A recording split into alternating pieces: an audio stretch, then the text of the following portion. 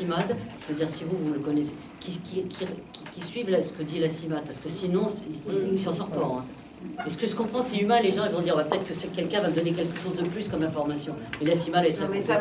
Je propose une chose, c'est qu'on donne nos adresses à tous, parce qu'on travaille soit sur les réfugiés, soit sur d'autres sortes de migrants, et on travaille tous ensemble. Quand on ne se sent pas concerné, on renvoie vers les autres.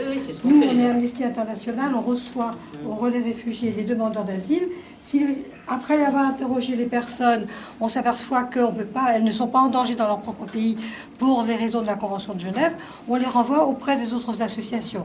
On envoie beaucoup à Habitat et Citoyenneté, on envoie beaucoup aussi à la CIMAD.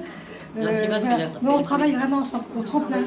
Non mais le CIMAD, la CIMAD à Nice s'occupe des demandeurs d'asile. Ils font tout. Non, le COVIAM, c'est le COVIAM qui fait les noms. Oui, mais c'est pareil, c'est pareil. C'est les mêmes. De toute façon, voilà, on envoie le tremplin, donc c'est bon. Et quelles sont les chances d'aboutir à quelque chose?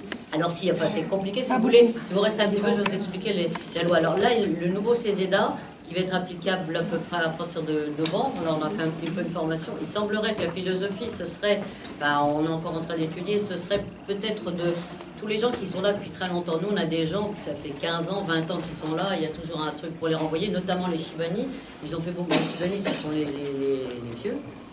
Les Chibani, il y a eu beaucoup de mobilisation, etc. Et donc là, les Chibani qui sont là depuis 20, 25 ans, je n'ai pas encore tout lu, seraient régularisés. De toute façon, ce seraient des gens, tous les gens qui ont vocation à être régularisés un jour, c'est-à-dire que nous, des fois, on reçoit des gens pas régularisés. Là, on leur dit t'attends 1 an, 2 ans, parce que il y a les catégories sont un peu il y a beaucoup trop de catégories, et donc ils se maintiennent sur le territoire. Et donc, il semblerait que la volonté du gouvernement, ce serait d'enlever tous ces gens-là qui, un jour ou l'autre, seraient régularisés. Mais par contre, la législation par rapport aux OQTF, aux obligations de quitter les territoires, ça c'est terrible, parce qu'avant, tu avais 1 an. Au bout d'1 an, tu pouvais refaire une demande. Là, si tu ne pars pas, tu risques d'être envoyé, etc. Puis tu peux revenir. Enfin, c'est très compliqué. C'est-à-dire que ce qui va être très difficile maintenant, c'est d'arriver ici.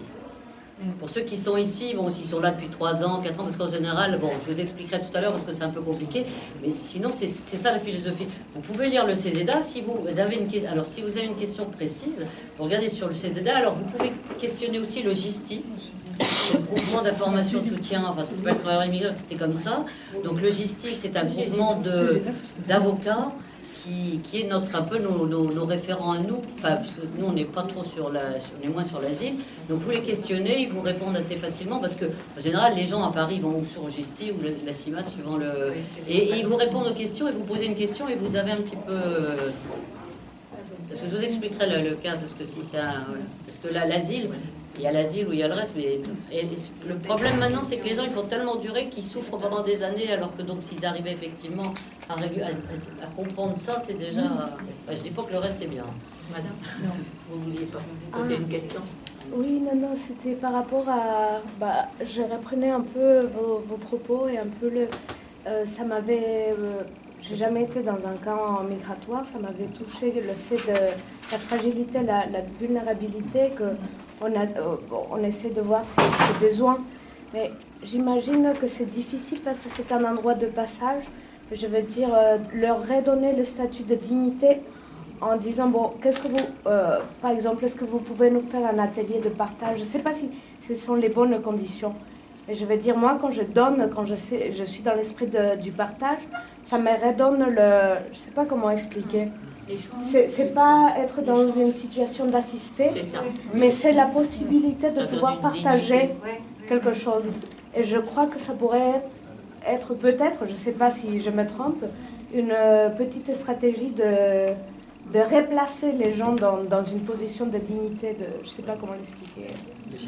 En fait, pour répondre, le transit, plus ou moins, s'est arrêté en décembre, comme je l'ai précisé précédemment, c'est-à-dire que les personnes étaient en transit bien avant, c'est-à-dire dès lors que le camp a été créé, de 3 à 7 jours, mais dès lors qu'on est passé au statut de camp de demandeur d'asile, les personnes se sont fixées. Donc en fait, depuis janvier, on suit les mêmes personnes. Donc en fait, on suit les mêmes personnes depuis janvier, c'est une centaine, 120 personnes qu'on suit jour après jour.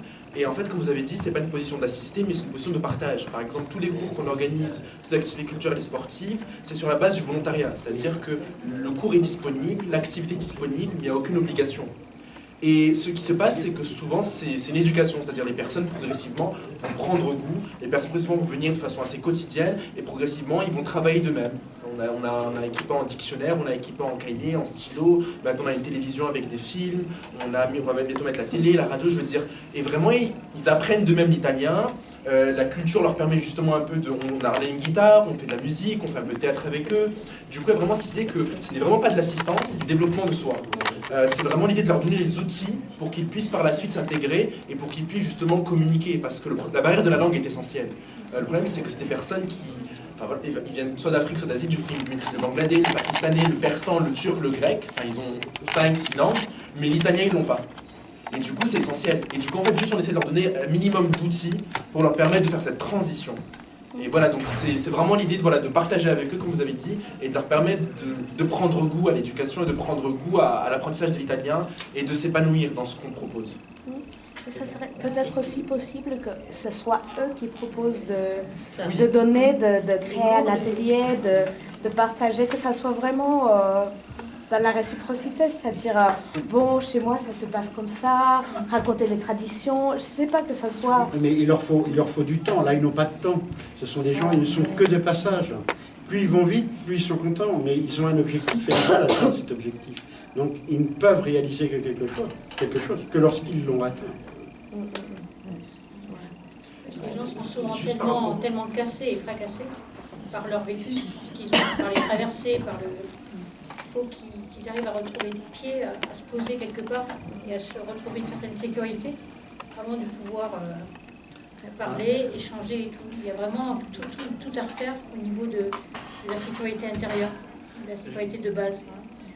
Parce que voilà, c'est des gens qui ont des parcours extrêmement difficiles. J'aimerais préciser, si vous le permettez, une petite chose. Là, c'est le constat avec tous les migrants que j'ai côtoyés et qui sont actuellement sur le territoire français, avec des situations différentes. Hein. Certains ont obtenu le fameux sésame de l'OFPRA, d'autres sont en attente et d'autres ont eu des refus.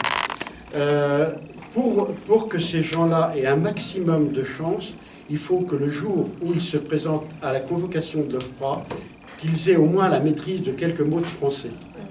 Parce que celui qui n'en a pas, il a presque toutes les chances de se faire claquer la porte. Ça, il faut leur dire, faut voir, il y a des associations. Ah oui, non mais c'est pas ça.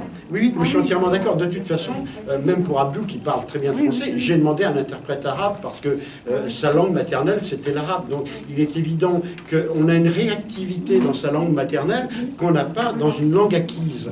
Donc c'est très important. Et même il s'est permis lui de reprendre l'interprète parce que l'interprète ne traduisait pas comme il convenait ce que lui voulait dire à l'inspectrice qui le recevait. Donc c'est pour vous dire l'important. Mais c'est vrai que lorsque un demandeur d'asile rentre dans le bureau de l'inspecteur de l'OFPRA et qui commence par dire bonjour monsieur et madame, merci de me recevoir, des choses comme ça, c'est marquant. Je ne veux pas dire que ça soit déterminant, mais c'est très important parce que ça prouve que la personne a une volonté d'intégration. Et l'intégration, elle ne peut passer que par la langue. Parce que vous ne pouvez pas former quelqu'un, qu'importe la filière, que ce soit des études, que ce soit professionnel, sans que la personne ait une base élémentaire pour pouvoir apprendre et converser avec les personnes avec lesquelles ils sont en contact. Oui, moi je voudrais insister sur un aspect de notre action qu'on n'a pas encore pu trop évoquer. Parce que c'est double ce qu'on a à faire, enfin double, triple même. Il y a toutes les associations qui travaillent bien ensemble et vous en avez témoigné. Hein. RSF, ce n'est pas une association, c'est un mouvement informel qui regroupe des associations et des gens à titre individuel. Et forcément, les tâches, elles sont tellement multiples qu'on est amené à se les répartir et chacun a des compétences variées. Il y en a qui sont plus compétents pour le côté juridique, d'autres qui sont plus dans le caritatif, d'autres qui sont plus orientés sur la question des enfants, des familles, de la scolarisation, etc. Tout ça, ce sont des choses qui sont absolument indispensables et qui sont dans ce que vous disiez, le agir, le construire au quotidien. Mais c'est tellement prenant. Il y a aussi l'aspect qui est témoigner, je ne sais plus qu'est-ce que tu disais, s'indigner et le dire publiquement. pour essayer de faire changer les choses, les décisions à un niveau autre, à un niveau politique. Alors je dis politique, non pas au sens partisan du terme, mais au sens philosophique et sociologique. On a une action politique à avoir pour essayer de faire changer les actions de nos gouvernants, qui sont aussi odieux presque les uns que les autres. On avait pu peut-être un temps avoir quelques espoirs de petite amélioration, mais bon, c'est fichu. Et aussi de faire changer l'opinion publique, sa mentalité, qui est tellement matraquée, et encore plus actuellement. Alors on ne sait pas trop comment sortir de ce cercle vicieux où les politiques sont d'une hypocrisie et d'une frilosité parce qu'ils ont peur de leur opinion publique, et où l'opinion publique est complètement tétanisée par la peur, par le rejet. Donc comment sortir de ce cercle vicieux? Et nous, alors je pense beaucoup à l'impact sur les médias et à des actions publiques qui soient vues. Quand on en a fait, ça a quand même eu un certain impact, malheureusement, bon, limité dans le temps, mais malgré tout, on est arrivé à faire des actions. Quand on a fait délinquants solidaires dans toute la France, il y en a eu. Les cercles de silence, un temps, se sont propagés et se sont diffusés aussi dans presque toute la France. Après, ces choses-là, malheureusement, ça retombe. Il faut inventer autre chose, constamment. Donc je cherche toujours des moyens que les médias arrivent à avoir d'abord un autre vocabulaire, parce que le vocabulaire qu'ils utilisent, très souvent, ça induit toute une mentalité, donc il y a un travail à faire là-dessus. Sortir, comme vous disiez, de tout ce qui est le spectaculaire et montrer ce qui est possible. Tous les témoignages qui montrent tout ce qui est réussi, tout ce que les gens sont arrivés à construire pour peu qu'on les ait un peu aidés. Voilà, là je voudrais sortir de ce cercle vicieux pour enclencher un cercle vertueux en changeant et l'opinion publique et les modes de gouvernance. Et l'Europe, alors n'en parlons pas, qui est lamentable et qui refait exactement ce que Yvan disait il y a quelques décennies, qui refait la même chose sans même s'en rendre compte. J'essaie de répondre à cette question rapidement par rapport justement à sortir du cercle vicieux pour aller vers un cercle vertueux. Et je pense que l'intégration de la société civile, c'est une question essentielle. C'est-à-dire que, certes, on s'indigne, certes, on agit, mais il faut intégrer toute personne jeune, c'est-à-dire que ce soit moins distant, plus distant, dans les actions que l'on mène. Et ça, on ne met pas assez le doigt dessus. C'est-à-dire que lorsque l'on prend conscience d'une action, d'une réalité, et que l'on veut réellement agir et que l'on comprend ce qu'elle implique, il faut être sur le terrain. Et c'est le fait de ramener des bénévoles, c'est le fait de ramener des universitaires, c'est le fait de ramener des jeunes lycéens au niveau de ces camps, auprès de ces personnes, de les voir physiquement. Car le plus souvent, c'est l'écran qui nous lie à ces personnes. On n'a pas cette personne en face de nous, on n'a pas ce contact humain, on ne se rend pas compte que c'est une personne vivante tout comme nous et qui a des sentiments et autres. Et je pense réellement qu'aujourd'hui, il y a un manque en termes de réseau associatif, de couverture associative par rapport à la question. Ça se développe beaucoup maintenant en Allemagne. Il y a beaucoup d'associations qui travaillent beaucoup sur la question des réfugiés, de plus en plus de familles accueil. Il y a également ça en Angleterre. Mais en France, on a encore vraiment un manque profond en termes de associatifs, d'associations qui sont vraiment spécialisées dans ça et qui justement vont pousser les étudiants à s'intégrer, pousser les étudiants à agir et à aller auprès des migrants.